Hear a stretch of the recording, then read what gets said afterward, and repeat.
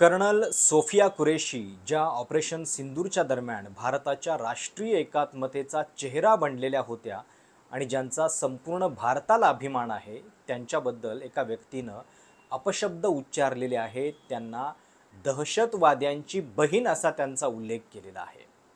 आता मी मुद्दाम एक व्यक्ती असं म्हणतोय कारण ही व्यक्ती कोण आहे, कुठल्या पक्षाशी संबंधित असेल याचा अंदाज लावणं हे काही तुमच्यासाठी फार अवघड काम नाही आहे.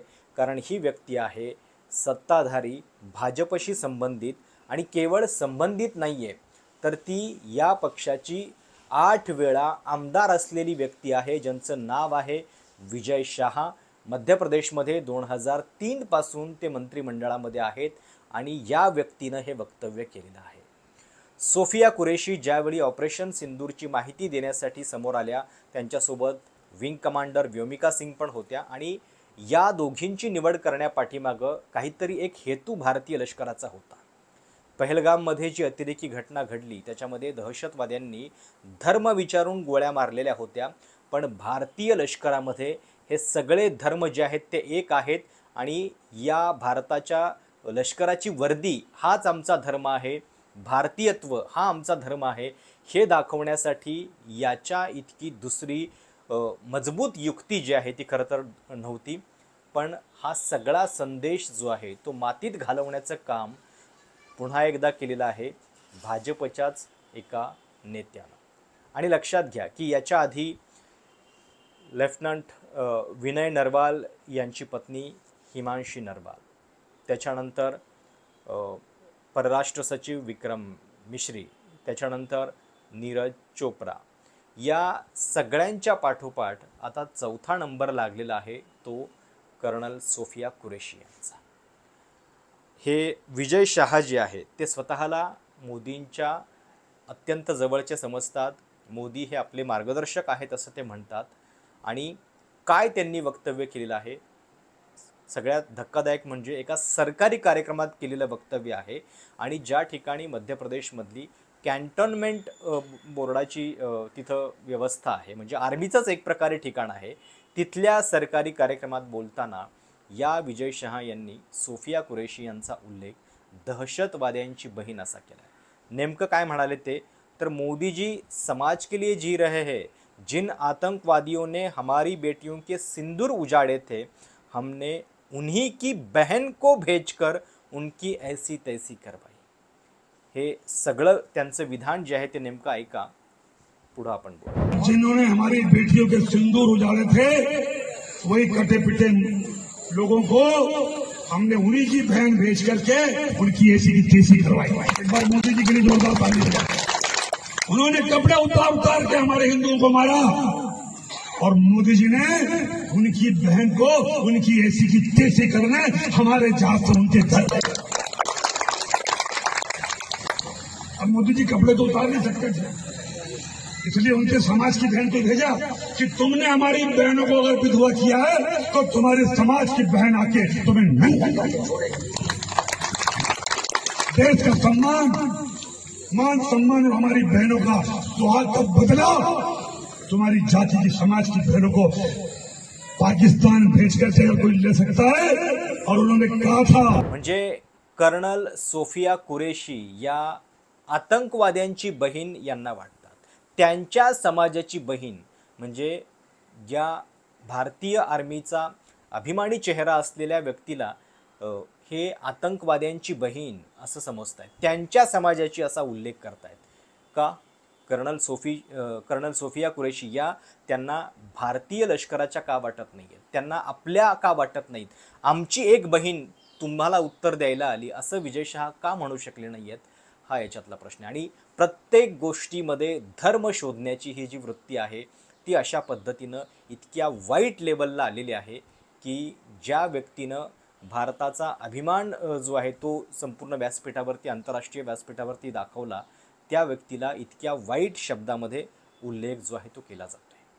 आणि लक्षात घ्या की केवळ सोफिया कुरेशी नाही आहे, त्यांचं अख्खं कुटुंब लष्कराची सेवा करत आहे. सोफिया कुरेशी यांचे वडील लष्करामध्ये होते, त्यांचे पती मेजर ताजुद्दीन कुरेशी हे सुद्धा आर्मीच्या मेकॅनाइज्ड इन्फंट्री सेवेमध्ये आहेत आणि मार्च 2016 मध्ये कर्नल सोफिया कुरेशी या मल्टीनॅशनल मिलिटरी अभ्यासाच्या पथकाचं नेतृत्व करणाऱ्या पहिल्या महिला अधिकारी बनलेल्या होत्या. आणि ज्यावेळी या ब्रीफिंगसाठी त्यांना निवडण्यात आलं त्याच्यामध्ये एक सुप्त संदेश दडलेला होता की पाकिस्तानचा आणि भारतामध्ये नेमका फरक काय आहे, दोन्ही देशांच्या लष्करामध्ये, हे अत्यंत अचूकपणे अधोरेखित करण्यात आलेलं होतं.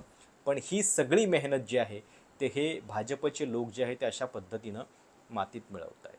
आणि लक्षात घ्या की हे केवळ सामान्य लोक नाही आहेत, हे ट्रोल नाही आहेत, हे भाजपचे आमदार आहेत, मंत्री आहेत, भाजपच्या तिकिटावरती विधान भवनामध्ये जाऊन निवडून येऊन कॅबिनेटमध्ये बसलेले व्यक्ती आहेत. त्यामुळं आता इतक्या खालच्या दर्जाच्या वक्तव्यानंतर त्यांना किमान काही धडा शिकवला जाणार का, त्यांचा राजीनामा होईल का? खरं तर याच्या आधी भाजपमध्ये अशा काही वक्तव्यांची मालिका ज्या लोकांनी केलेली आहे त्यांचा सन्मानच झालेला आहे. त्यामुळं राजीनाम्याची अपेक्षा करणं हे खरं तर खूप जास्त आहे. पण आता प्रश्न जो आहे तो देशाच्या इज्जतीचा आहे. आणि ज्या ऑपरेशन सिंदूरमध्ये आपण एक आंतरराष्ट्रीय व्यासपीठावरती संदेश देतोय तिथंसुद्धा अशा पद्धतीच्या वक्तव्यांचं भान जे आहे ते या नेत्यांना राहिलेलं नाही. याच्या आधी काल परवाच विक्रम मिश्रींच्या बाबतीत काय झालं हे आपण बघितलं. केवळ ते अशा पद्धतीनं म्हणजे शस्त्रसंधीची बातमी त्यांनी सांगितली, त्याच्यानंतर शस्त्रसंधीचं सगळं फ्रस्ट्रेशन हे लोक व्यवस्थेवरती काढण्याच्या ऐवजी विक्रम मिश्री आणि त्यांच्या कुटुंबाबद्दल काही ना काही वक्तव्य करून जे आहे ते काढत होते.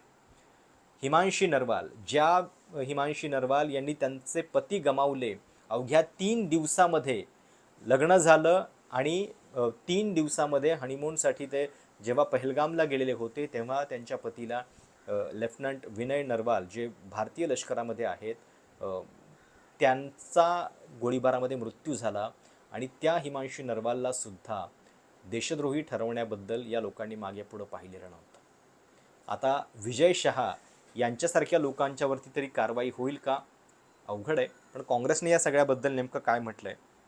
भारतीय जनता पार्टी के एक काबीना मंत्री विजय शाह जी ने जिस तरीके से उन बेटियों को जिन्होंने पाकिस्तान की सेना को थर्रा दिया, उन बेटियों के खिलाफ इतने अनर्गल तरीके से अपनी बात कही, इतने छोटे शब्दों में अपनी बात कही, मैं पूरी भावना को आदरणीय मध्य प्रदेश के मुख्यमंत्री जी के कैबिनेट के मंत्री हैं विजय शाह, उन्होंने बेटियों के प्रति जो अपशब्द कहे, एक मंत्रिमंडल का सदस्य का सामूहिक उत्तरदायित्व मंत्रिमंडल का होता है, तो मोहन यादव जी को अब स्पष्ट करना पड़ेगा कि ये जो विजय शाह जी ने बयान दिया इससे पूरा मंत्रिमंडल सहमत है क्या, पूरी भारतीय जनता पार्टी सहमत है क्या? और अगर भारतीय जनता पार्टी सहमत नहीं है तो इसी वक्त विजय शाह को बर्खास्त करना चाहिए. भारत की संस्कृति में सिंदूर के साथ कभी सौदा संभव नहीं है. डोनाल्ड ट्रंप ने कहा कि ट्रेड, व्यापार को हथियार बना के उन्होंने हमसे ऑपरेशन सिंदूर रुकवाया. हम उम्मीद करते थे कि प्रधानमंत्री अपने वक्तव्य में इसका करारा और त्वरित जवाब देंगे. वो नहीं हुआ. ये भी बहुत हैरानी की बात है. त्यामुळे पंतप्रधान मोदी या सगळ्याची दखल घेऊन काही कारवाई करणार का हा प्रश्न आहे.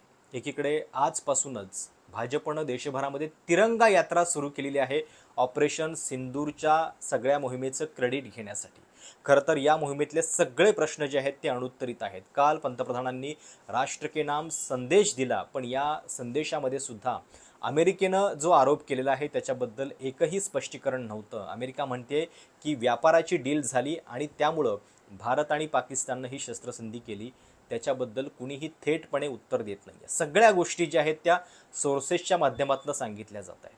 अगदी काल पंतप्रधानांनी हे भाषण केलं आणि त्याच्यानंतर सीमेवरती काल पुन्हा ड्रोनचा हल्ला जो आहे तो सुरू होता. अर्थात तो म्हणजे किरकोळ स्वरूपाचा आहे अशा पद्धतीचं स्पष्टीकरण आर्मीनं नंतर दिलं. पण आज सकाळी पुन्हा एकदा जम्मू काश्मीरमधल्या शोपियानमध्ये अतिरेकी चकमक झाली. 2-3 दिवसांपूर्वी तुम्ही या बातम्या ऐकत होतात की याच्यापूर्वी जर कुठली दहशतवादी कृती झाली तर त्याला ॲक्ट ऑफ वॉर असं समजून युद्ध म्हणून उत्तर दिलं जाईल. मग अवघ्या 2 दिवसामध्ये पंतप्रधानांचं भाषण झाल्यानंतर 24 तासामध्ये जर दहशतवादी अशा पद्धतीनं डोकं वर काढत असतील तर आता आपण पुन्हा युद्धाला का जात नाही आहे? आणि ही जी गोष्ट आहे की अशा पद्धतीनं कुठलंही दहशतवादी कृत्य जे आहे ते केल्यास त्याला ॲक्ट ऑफ वॉर समजलं जाईल, या सगळ्या गोष्टी सोर्सेसच्या माध्यमातून आल्या. काल राष्ट्र के नाम संदेशमध्ये पंतप्रधानांना त्याचा उल्लेख करता आला असता, पण ती गोष्ट त्यांनी का सांगितली नाही आहे हा सुद्धा याच्यातला सवाल आहे. त्यामुळं विजय शहा यासारख्या या अशा बेताल नेत्यांच्यावरती काही कारवाई खरं तर तातडीनं होणं अपेक्षित आहे. त्यांचा राजीनामा होणं अपेक्षित आहे. पण भाजपची आजवरची परंपरा बघता तो होईल का याच्याबद्दल मात्र शंका आहे. कर्नल सोफिया कुरेशी यांचा संपूर्ण देशाला अभिमान आहे आणि त्या केवळ एका धर्माच्या नाही आहेत तर त्या संपूर्ण भारताच्या आहेत, हे आपण सगळे अभिमानानं सांगत राहू. पण भाजपला मात्र कदाचित याच्यातला फरक जो आहे तो शेवटपर्यंत कळणार नाही. आपल्या संकुचित राजकारणासाठी या वर्दीमध्ये सुद्धा ते धर्म आणतायत. तुम्हाला या सगळ्याबद्दल नेमकं काय वाटतंय कमेंट्समध्ये नक्की कळवा. चॅनल सबस्क्राईब करायला विसरू नका. धन्यवाद.